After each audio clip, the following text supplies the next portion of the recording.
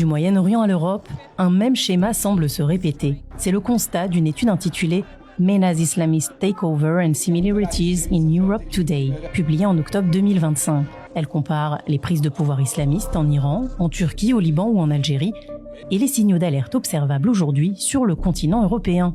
Selon cette étude de l'Institut Expertit, les prises de pouvoir islamistes au Moyen-Orient suivent un schéma récurrent.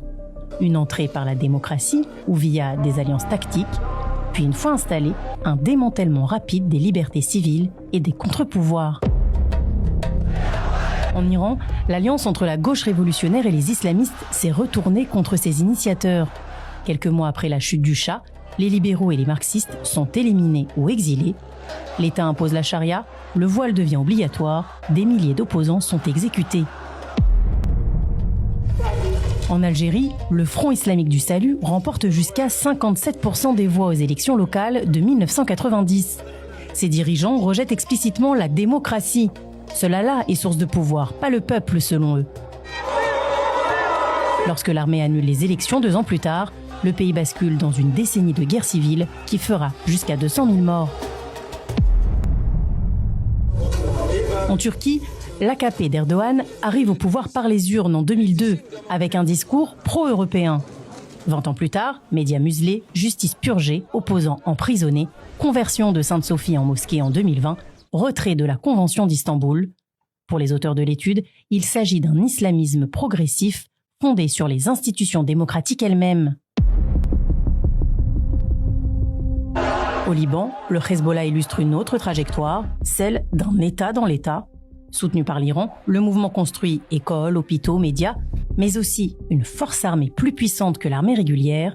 Depuis 2008, il détient un droit de veto de fait sur les décisions gouvernementales. L'étude affirme que certains signaux visibles aujourd'hui en Europe rappellent les prémices des prises de pouvoir islamistes au Moyen-Orient. Dans plusieurs capitales, des mouvements d'extrême gauche et des organisations islamistes manifestent ensemble, notamment autour de slogans comme « From the river to the sea ». Ce phénomène est qualifié en France d'islamo-gauchisme. En Belgique, un parti nommé Islam a clairement affiché son objectif, instaurer la charia et séparer hommes et femmes dans les transports.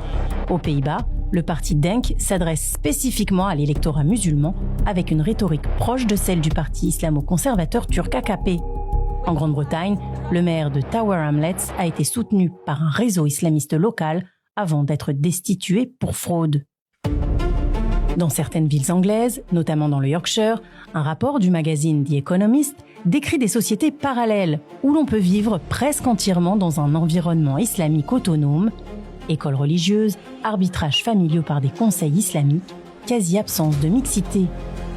La France évoque quant à elle un risque de séparatisme islamiste dans certaines banlieues. L'étude souligne aussi un risque, une pression croissante contre les valeurs libérales, notamment la liberté d'expression, l'égalité homme-femme et l'universalité de la loi. Par exemple, une autocensure sur les sujets liés à l'islam depuis l'attentat de Charlie Hebdo, des pressions familiales ou communautaires sur les femmes dans certains quartiers, ou encore l'influence de conseils islamiques sur des décisions familiales, parfois au détriment des droits des femmes, comme cela a été documenté au Royaume-Uni. Le rapport ne décrit pas un scénario imminent, mais un risque structurel, celui de voir, en Europe, des dynamiques semblables à celles observées en Iran, en Turquie, en Algérie ou au Liban, alors que personne n'imaginait ces évolutions possibles. Elle identifie 3 trajectoires historiques à surveiller. 1. L'alliance tactique. Comme en Iran en 1979, alliance temporaire entre gauche radicale et mouvance islamiste, qui tourne ensuite à l'avantage exclusif des islamistes. 2. L'entrée démocratique, puis la sortie autoritaire, comme en Turquie. L'usage des élections pour gagner du pouvoir d'abord, pour affaiblir les institutions ensuite. 3. Les structures parallèles qui finissent par concurrencer l'État, comme au Liban. Milices, réseaux d'assistance aux normes religieuses qui deviennent plus influents que les lois nationales. Selon les auteurs de l'étude, l'Europe peut encore éviter les dérives constatées dans plusieurs pays du Moyen-Orient, mais l'étude rappelle que les prises de pouvoir islamistes commencent toujours lentement et se terminent soudainement. L'islam, c'est le ballet d'Israël, sachez-le.